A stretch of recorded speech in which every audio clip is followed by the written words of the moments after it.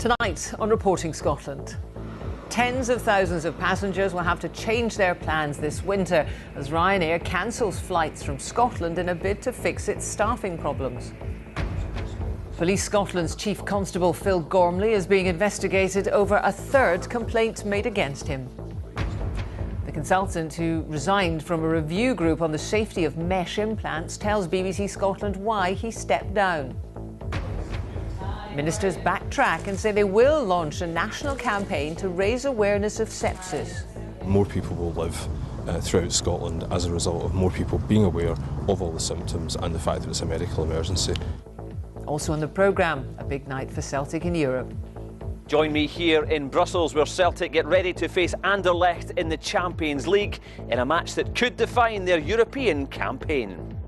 Good evening. Tens of thousands of Scots will have their travel plans disrupted after another round of Ryanair cancellations. The Scottish Police Authority has confirmed it has sent a third complaint against Chief Constable Phil Gormley to independent investigators. The expert at the centre of a review group looking at the safety of mesh implants in Scotland has spoken for the first time about why he resigned. Our correspondent Lucy Adams has this exclusive report. There are key data that needed to be in the body of the report, but they were moved outside the body of the report to an appendix and to an annex. If you look at the numbers, Dr. Wael Agur explains why he stepped down from an expert group into the safety of mesh implants. I expected the report to reduce harm to women to a degree that I'll be satisfied with. I did not see that. And I had to make a decision whether I want to keep my name on that report or not, and I've chosen not to. He says he resigned because he felt changes were made to the report which downplayed the risks of the procedure. A procedure which has had devastating consequences for women like Lorna Farrell. I'll be honest, there's times when I've wished I wasn't here because it's a struggle just to go through every day knowing from the moment you wake until the moment you go to sleep you're going to be in constant pain. 20,000 women in Scotland have mesh implants like these. It's supposed to be a simple procedure to treat incontinence. The review was called to judge whether mesh is safe, but campaigners say the final report has failed them. People's groups throughout the world were watching to see what Scotland was going to do, and it's so disappointing because we had a chance to make a stand and do what's right, and I just feel really disappointed. We pleaded not to get a whitewash and that's what we got. The Scottish Government says nothing was hidden and that they've taken steps to make the procedure safer. I've written to all of the health boards across Scotland to ensure that only a limited number of surgeons are performing the operations for mesh. This is to ensure that they are doing enough of these procedures to make sure that these are safe and giving women a very good result. Dr. Agur says the continued use of mesh means women face life-changing damage unnecessarily because alternative surgery is available. I'm not a politician. I'm a clinician, I'm a researcher, I'm a surgeon, and I can tell you I looked into the evidence that compares these procedures, and I do believe that these procedures either should not be performed at all or should be restricted to clearly defined situations. Tomorrow, Lorna and other patients will travel to Holyrood, where Dr. Agur will tell MSPs that in all but a tiny number of cases, mesh implants shouldn't be used. Lucy Adams, Reporting Scotland. Scottish Labour's interim leader Alex Rowley is at the centre of a party row after a voice recording revealed his support for one of the two candidates vying to replace Kezia Dugdale, who resigned last month. The development comes as the UK leader Jeremy Corbyn has declared that Labour is on its way back in Scotland. Our political correspondent Nick Eardley reports. The star attraction in Brighton, the man who has changed the UK Labour Party, the leader they're all here to see. They think he's on course to be the next PM, and he thinks the party is on the up in Scotland. Labour is on the way back in Scotland, becoming once again the champion of social justice. And whoever next leads Scottish Labour, I'll be working with them, delivering a unifying socialist message that will continue to inspire both south and north of the border. His job is safe. He's silenced his critics. But just as Jeremy Corbyn was praising party unity, senior figures in the party in Scotland were criticising each other over an alleged plot to remove Kezia Dugdale. Alex Rowley says he's neutral in the leadership election between Anis Sarwar and Richard Leonard. But The Sun published a recording in which he says Mr Leonard is the best candidate for the job. Mr Rowley says the left in Scotland has had that view for some time, and they thought Ms Dugdale would be gone by the next Scottish election. To say on the one hand that you're going to be neutral and then on the other to indicate to a perfect stranger that you are partial, and be quite candid in the discussions that have been going on over months about plotting to remove Kez Dugdale. And I just think that is hypocritical. And today Ms Dugdale had this to say on internal splits. I spent a huge amount of my time as leader dealing with internal squabbles and problems, and I came into politics, to talk about the big issues of the day, and that's what I'm going to do now. But was there a plot against you? I've no idea. I understand that there's a transcript of a conversation suggesting there's been a plot. I'm not interested in that. I'm going to do what I was elected to do, which is to represent people on the big issues of the day. Mr Leonard's campaign say he was unaware of any attempts to undermine Ms Dugdale. A key ally said it was barrel-scraping desperation. And Mr Leonard's campaign manager, who's also Mr Rowley's daughter, played down tensions. It's a private conversation which he's allowed to have his own private and personal views, so it's not really a story. I think what he wants to do in his personal life and who he personally wants to support is up to him. As the interim leader, officially, he's not supporting anyone. But as he takes his message to the country of a united party ready for government, in Scotland, the party that finished third in the general election appears far from united. Nick Eardley, reporting Scotland in Brighton. Well, let's go to our political editor, Brian Taylor in Edinburgh. Brian, was there a conspiracy to oust Kezia Dugdale?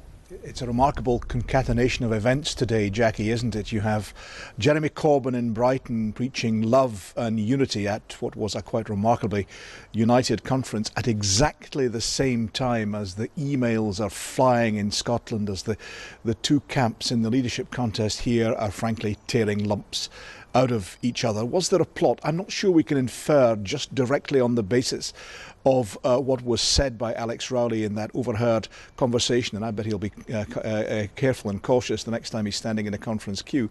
I'm not sure we can infer directly from that there was a continuing active conspiracy to undermine Kezia Dugdale. An alternative interpretation would be simply that the left were preparing, as they always do, for a possible vacancy, and they didn't think that Kezia Dugdale would be in the job all that long. Jackie Baillie would no doubt say in response to that that is scarcely conducive to unity and could be interpreted equally in some sense as being a measure of disloyalty. It scarcely matters. The intensity of the arguments today were such that they are a reminder of why Kezia Dugdale said in the interview she did with me when she resigned, why she had been driven to despair by this sort of internal squabbling. Now, of course, Jeremy Corbyn is pleading for unity. The Scottish Labour leadership contest lasts until the declaration of the winner on November the 18th, and after that I'm certain it will be unity and harmony, won't it? Brian, thank you. A man has appeared in court charged with murder after allegedly firing a bow and arrow at a man before stabbing him to death. The Scottish Government will launch a national awareness campaign on the dangers of sepsis. The Health Secretary had previously said it wasn't necessary. The condition occurs when the body overreacts to infection and is often fatal if not detected early. Fiona Stalker reports. For Craig Stobo, this is a day he almost dared not hope for. A day he finally achieved a goal triggered by a catastrophic event. 4 years ago, sepsis took Craig's wife Fiona and their unborn child and nearly killed him. If you experience sudden flu-like symptoms, it may be sepsis. If you're also affected by difficulty breathing, rapid heartbeat, mottled or discoloured skin, or slurred speech and confusion. He set up a charity in his wife's name. It produced this hard-hitting video. The goal was a national public awareness campaign. Today, sepsis campaigners met the Health Secretary, who changed her mind. Just weeks ago, she said it wasn't needed. I was persuaded when I heard the stories, and a lot of people have written to me with their own experiences. I thought, yeah, there is more that can be done, particularly among raising awareness among the public and making sure that people are aware of the symptoms and know that really time is of the essence, and that they should seek medical attention if they have symptoms that could be sepsis. And that change of heart has delighted campaigners.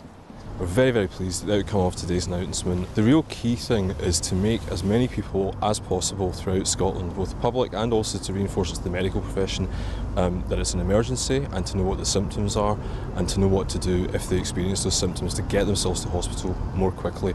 The quicker people can get themselves to hospital, the quicker they can be diagnosed and treated, and the better the outcomes for patients, and it will save lives. The campaign will be centred around simple messages about the symptoms of sepsis. It'll run alongside awareness work already being done with health staff in GP surgeries and hospitals to ensure early diagnosis, the difference between life and death. The campaign is due to begin early next year. Fiona Stocker reporting Scotland, Holyrood. The leader of Glasgow Council has apologised for the way people were told that some high-rises in the city may be clad with materials similar to that at Grenfell Tower. Councillor Susan Aitken was responding to criticisms after the information was revealed during a committee meeting at Holyrood. The council hadn't told residents or the fire service. Well, let's get more now from Katrina Renton, who is at Glasgow City Chambers. Katrina. Jackie, we learned last week that 57 high-rises in the city were affected. This news came as something of a shock to the local government committee at Holyrood, who had been taking evidence from a council official who said that information had been passed to government ministers, but not to people who lived in the properties affected or to the fire service. Now, it's thought that cladding at Grenfell Tower helped contribute to the rapid spread of the fire there. It was quickly established that no council or housing association high-rise in Scotland has this type of cladding on it, but councils were then asked to look at private high-rises. Now, Glasgow was offered help from the Scottish Government to do this, but they refused it at the time. And this led to criticisms and concerns. Now, today, the leader of Glasgow City Council, Susan Aitken, said she regrets how the information got out there.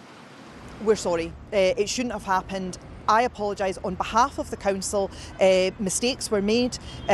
Information came out in a way that shouldn't have happened. We are reasonably confident that we will be able to reassure the vast majority of residents of these buildings, and hopefully all of them, that they don't have any concerns, and we will get that information out to them individually, starting on Friday and over the weekend. But no, there isn't a Grenfell waiting to happen in Glasgow. There has been no indication that that's the case. Now, we don't know yet which properties are affected, and that's because officials from the Council and the Scottish Government this week have been sifting through 14,500 property records to establish exactly what the picture is, and to the extent of how much of this cladding was used and exactly which properties were affected. Now, people who are living in any property that's affected will be hand-delivered a letter from Friday, and the Council say that if any necessary action needs to be taken, then it will be. Jackie. Katrina, thank you. Life expectancy for Scots has steadily improved over the last 30 years. Official figures show it's gone up by 8 years for men and almost 6 years for women. A girl born in Scotland today can expect to live for more than 81 years, with the figure at 77 years for a boy. Life expectancy in Scotland is still around 2 years lower compared to the UK as a whole. A project using wind and tidal energy to produce hydrogen fuel has been officially opened in Orkney. The Energy Minister, Paul Wheelhouse, cut the ribbon at Surf and Turf. It uses excess energy to power a machine which splits water into its component parts. The fuel can then be transported and stored. It's being used to provide electricity to ferries when they're docked. Well, we've got a lot of renewables here in Orkney, and the result of that is we're producing 120% of our electrical needs in a given year. But it also means that we're having to turn some of these renewables off on occasions because there isn't enough demand. So we've been trying to find other ways. We can either get the power off the island by bigger cables, which is taking time to organise, or else we do something else with it. And this is a way to deal with the problem. Two men have appeared in court charged with murdering a man and attempting to murder another at a house party in Glasgow at the weekend.